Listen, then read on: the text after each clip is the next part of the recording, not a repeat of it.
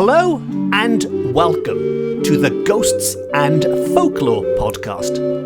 I'm Mark Rees, and on each episode I investigate a different, weird and wonderful subject.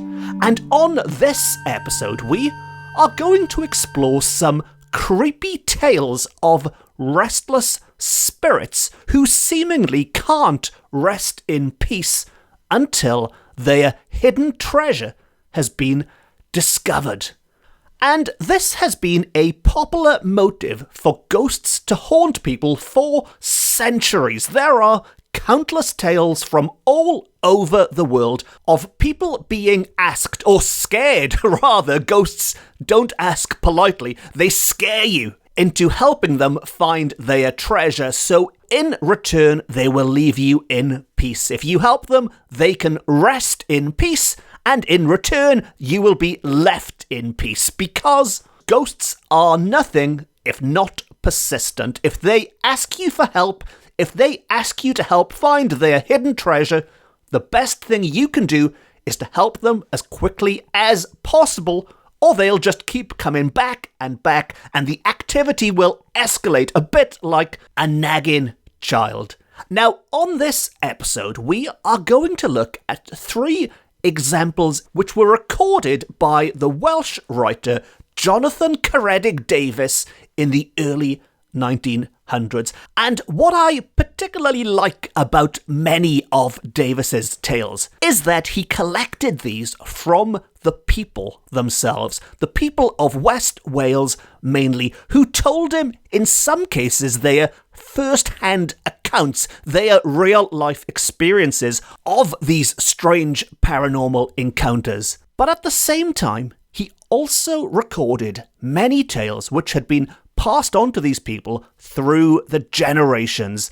Stories which might have been told to a young boy by their grandfather and were then recalled, and as such they have more of a feel of a folktale about them. And so there's this nice mix between real-life ghost stories, supposedly real-life stories, and more folktales.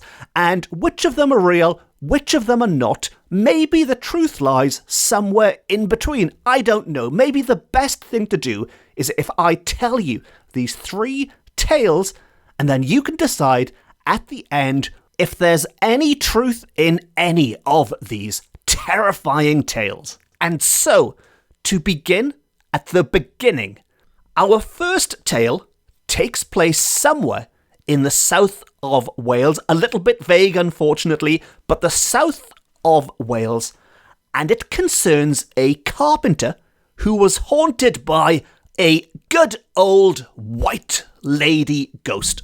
And haunted is the right word, because she gave him no peace at all. She appeared day and night with, to quote, an agonizing expression of countenance at unexpected times and unexpected places. So this, for me, already elevates this haunting above many other such tales, because he's not just hearing footsteps or feeling a little bit chilly. This ghost is materializing before his very eyes, and it didn't seem to matter when and where. She would just pop up at unexpected times in unexpected places. And this all came to a head one day when, to quote from Davies, once in a field to which there were several entrances, she appeared and opposed his exit. She blocked him from escaping. Trembling, he sought another, but there, too, was she. So whatever exit he chose, she would materialize in front of him and block his way. As a result, he fainted and did not leave the field till he was found there by persons who happened to pass. Now, I mentioned the fact that it's quite nice this ghost is appearing before him. It's not just some little noises and things, but the downside is that because it makes no noise, he has no idea what this ghost wants. There is no communication, and so the hauntings just continue unexpectedly popping up now and then and scaring him, and as with that example, making him faint. And it was only by chance one day that he solved this in his role as a carpenter. And it was as he was fixing an old escritoire, which is a word I don't think I've used on this podcast before, and if you're wondering what that means, it's some kind of desk or a chest of drawers or similar piece of furniture which requires a carpenter. But he was fixing this for a family that lived nearby. And as he was repairing it, he found a considerable amount of jewels and other valuables in a secret drawer. Now, the valuables were immediately handed over to the owner of the escritoire, and the White Lady did not appear afterwards. And so that was that. It was terrifying while it lasted, but it ended as quickly as it had started, and if only this White Lady could have communicated, it would have been over even quicker still. And we can only imagine that she must have had some connection with this secret drawer full of valuables, and we can only guess as to their connection with the lucky person who inherited them. Were they a relation?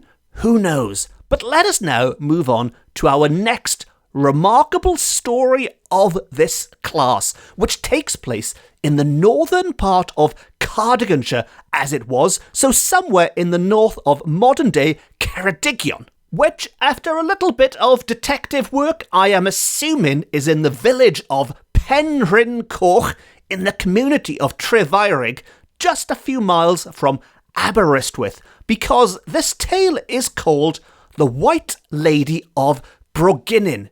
And Brogynnin, as lovers of medieval Welsh poetry will know, is said to be the farmhouse where the famous Welsh bard Dafydd Apgulim was born. And I won't go off on too much of a tangent about Dafydd Apgulim here. I am sure we'll have an episode all about Dafydd Apgulim at some point in the future.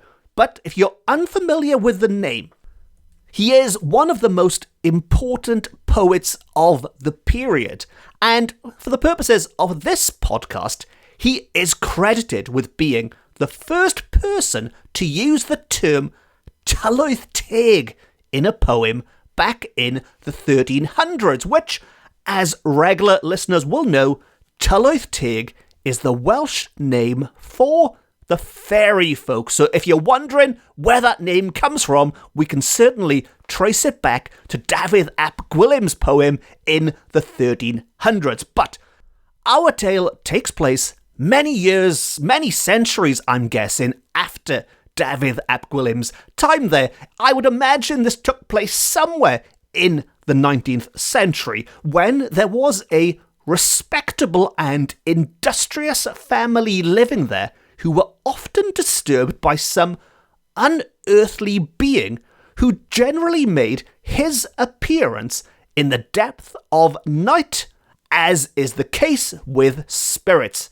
Now, if you've been listening carefully, you might have noticed that I said his appearance. So this ghost is a masculine ghost, and yet it is called the White Lady of Brogynnin.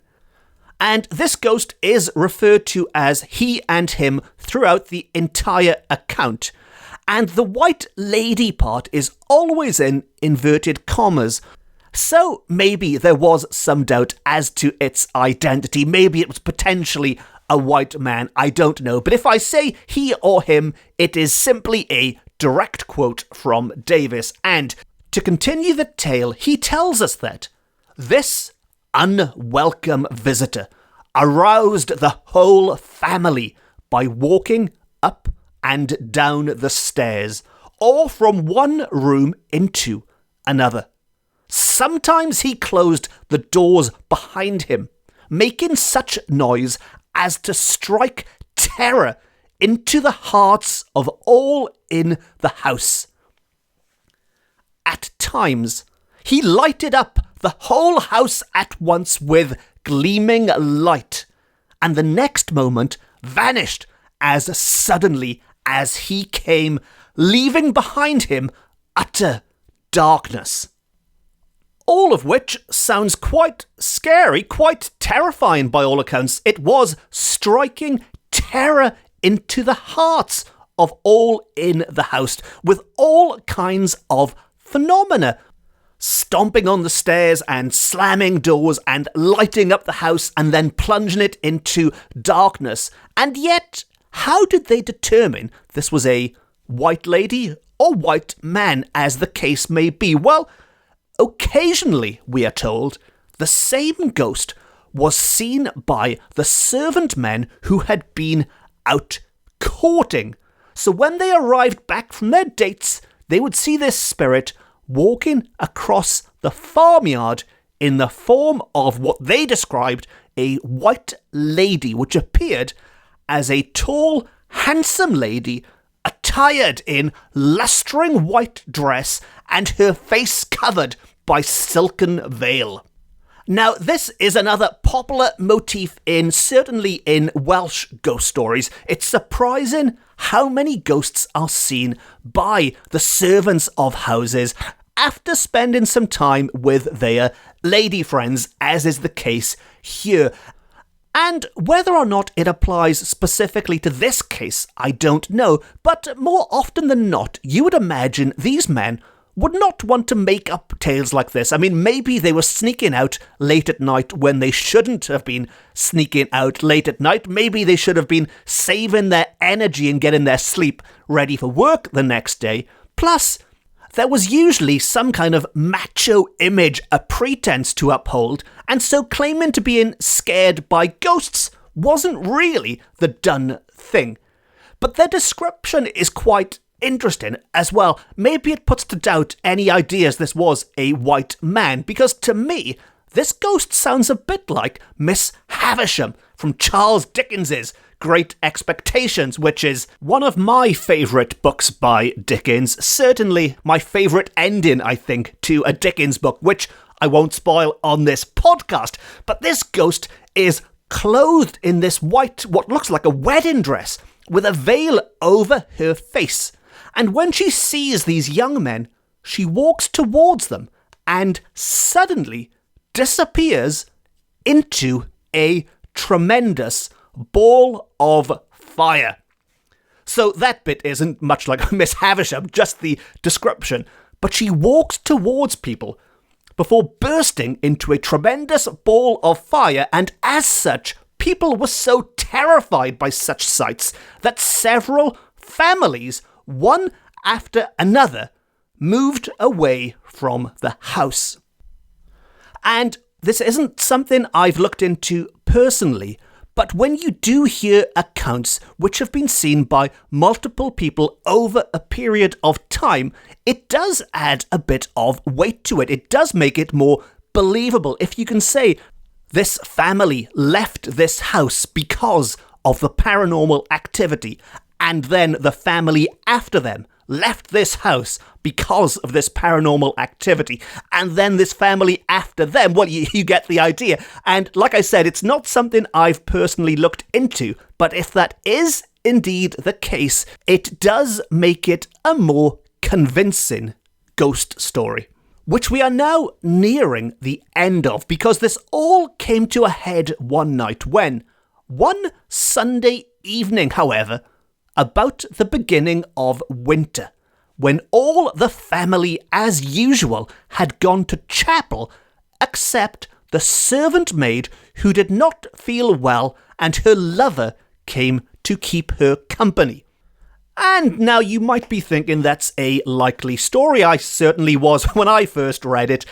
The entire house has gone to chapel, the servant maid is unwell and has to stay at home with the entire house to herself, and her lover just happens to pop over to keep her company. But maybe it was totally innocent, I don't know. But back to the tale, and naturally, the young man and the young woman began to talk about the ghost, and Evan, for that was the young man's name, laughed, and boasted what he was going to do should the disturber appear. But, you can probably see where this is going, but the next moment, without the least notice, a lady in her white dress stood right in the middle of the room with her face uncovered this time and her brown curly hair down over her shoulders. She held in one hand a comb and in the other a roll of paper, but she did not whisper a word. A bit like our last white lady, this one was not too communicative. And the servant maid and her young man who had just been boasting shuddered in terror and dared not move or utter a word. The lady walked round the apartment several times and then suddenly stood. So she was pacing, and like that she froze to the spot, and having opened the door through which she had entered without opening, beckoned the young man to follow her. So there's a lot going on here all of a sudden. They were joking about the ghost. The man was being all macho, I'm not scared of this old ghost, until the ghost actually appeared. It walked through a closed door with a comb in one hand and a roll of paper in the other, and then, after walking around the room a few times with the young pair screaming in terror, she beckoned the young man to follow her back through the door, which she had now opened for him. Obviously, she didn't need it opened, but she opened it for him. And to quote, "As he dared not disobey, he followed her upstairs into a dark back room, but which was now lighted up in some mysterious way. With her finger pointed out a particular corner under the low roof, at which place the young man, with his trembling hand, found some hard parcel carefully tied in an old woolen stocking. When he opened it, he found it full of money, and at the same moment the white lady vanished and never disturbed the house again." So there's a lot going on in that quote as well, but by following this white lady and uncovering this money, which was hidden in an old woolen stocking, he had seemingly helped her find peace. Now, what happened next, sadly, I don't know. Davis didn't record it. Maybe it's better that way. We can make up our own ending. Did the pair run away with the money, live happily ever after? Did they give it to the owners of the home? Maybe the white lady wanted this couple to have the money for some reason. I don't know. But what I do know is coming up next is our third and final creepy tale of ghosts and hidden treasure. And this one is called the Glenvariadvar Ghost. And this one also takes place in the north of Cardiganshire, or Ceredigion now, in a farmhouse in Aberystwyth. And while it is described as a respectable farmhouse at the time of writing, we are told that in former days it was a mansion of some note. So while it's respectable at the time of writing, it was once even more respectable, and that is when this ghost story became attached to it. And to quote, "Once upon a time, there lived at this house an old gentleman whose two nieces on one occasion came to spend with him their Christmas holidays. One evening, the two young ladies, who were sisters, and the housemaid sat down late playing cards. As they kept on playing till a very late hour, the fire was going out, and they began to feel cold. So the maiden went out of the house for some firewood in order to warm themselves before retiring to bed. Now, this introduction all sounds like the setting for a classic ghost story so far. 3 young girls up late playing cards after their bedtime, and the fire starts to go out, and one of them heads out into the darkness alone to get some more wood. What could possibly go wrong? Well, to return to the tale, for some reason or other, however, she was very long in returning with the wood to put on the fire. And when she did return, she fell on the floor in a swoon, and they were obliged to carry her to bed. Next morning, when they asked what had caused her to faint, she declined giving any reply. And even when her master, and things get a bit extreme here, but even when her master, gun in hand, threatened to take her life unless she confessed what had happened, she still persisted in keeping all of the mystery to herself. So it must have been one heck of a secret if somebody is pointing a gun at her and she still won't tell. But to go back to the tale, the fact of it was the girl kept company to one of the farm servants. So we're back to tales of Welsh servants sneaking out and doing a little bit of courting late at night. And this particular couple might even have been engaged at the time, and either way, very soon afterwards they were married. And they took a very large farm for themselves, a farm which is well known, or was well known, in the early 1900s in North Cardiganshire. Now, all of their acquaintances were very greatly surprised about this, we are told. They were asking, how could a poor servant man and servant woman afford to begin farming on such a large scale when it was known that they had but very little money to start such an undertaking? Well, the general opinion was that a spirit had revealed themselves to that servant woman, and also the location of hidden treasure on that Christmas time night that she fainted. And while their newfound wealth might or might not have been paranormal in nature, they certainly had a lot of money and a very large farm as a result soon after that night. And so ends our trilogy of tales of spirits and their hidden treasure, and so ends another episode of the Ghosts and Folklore podcast. If you enjoyed this episode and you haven't already, please consider hitting the subscribe button, and if you really enjoyed it and you'd like to show your support, then you can now buy me a coffee via the website, and I do love coffee. Or you could leave a nice review, or give it a quick thumbs up, or 5 stars, or whatever the option is on whatever platform you are consuming this podcast on. If you'd like more Ghosts and Folklore, you can follow me on social media. I'm on Twitter, on Facebook and Instagram, and if you do, be sure to say hello. It's always lovely when people say hello.